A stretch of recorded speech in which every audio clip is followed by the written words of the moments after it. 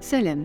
الا كنتي من هادوك الناس اللي كيبغيو يعودوا راسهم يديروا الحوايج اللي كيعجبوهم وكينفعوهم كل نهار ولكن ما كيتوفقوش، هاد الحلقه ليك.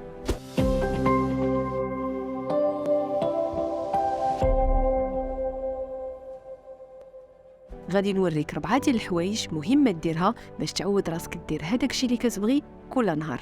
اول حاجه، خليك مركز على السبب الاول. حنا متفقين انك خاصك تكون عارف بشكل واضح اشنو باغي دير، ولكن الاهم هو انك تكون عارف مزيان علاش باغي دير. من المهم بزاف تبقى ديما كونيكتي مع الهدف ديالك ومع اشنو باغي دير.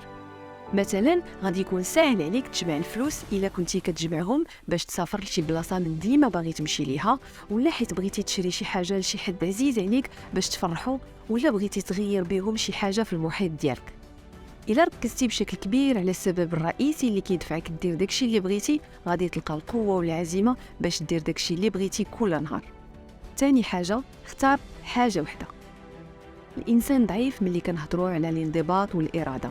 هذاك الشيء علاش حتى شي طبيب مثلا ما غادي يطلب منك انك تنقص من الملحه في الماكله ديالك وفي نفس الوقت تبدا دير الرياضه.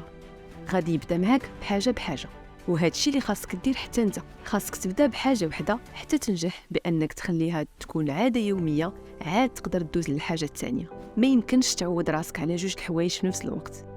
ثالث حاجه، خطط ليها.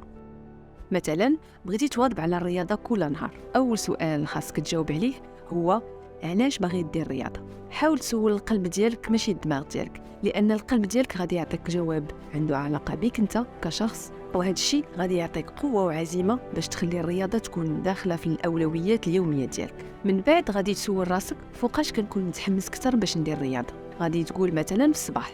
السؤال الثالث، شحال ديال الوقت نقدر نخصصو للرياضه كل صباح؟ غادي تقول مثلا ساعه.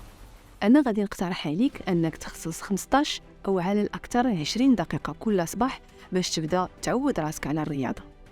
لكن الحاجه المهمه هي انك تجعل هذيك 15 ولا 20 دقيقه تماما بحال شي اولويه، وما تلقاش الاعذار باش ما ديرهاش كل نهار. وملي غادي يولي هذاك الوقت الصغير داخل في الجدول ديالك اليومي، تقدر تزيد في الوقت ديالو ولكن بلا ما تحس بانه عبء عليك. ما تسبقش هذاك الشيء اللي معول دير في النهار ديالك، سبق الاولويات ديالك. رابع حاجه، تجاهل الاحاسيس ديالك. هذه يمكن اول واخر مره غادي نقول لك تجاهل الاحاسيس ديالك. دائما ملي غادي تبغي تعود راسك على شي حاجه انت باغي ديرها، غادي تسمع هذاك الصوت اللي تيقول لا ما فياش. اللي خاصك دير هو انك تجاهله وتخليك مركز على السبب الاول اللي خلاك دير هذه الحاجه.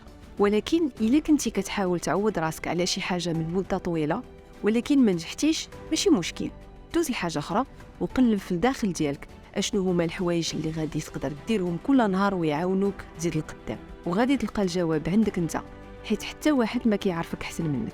الا عجبتك لا فيديو ما تنساش تابونا في لاشين، وغادي نكون فرحانه بزاف الا بارطاجيتي لا فيديو مع صحابك.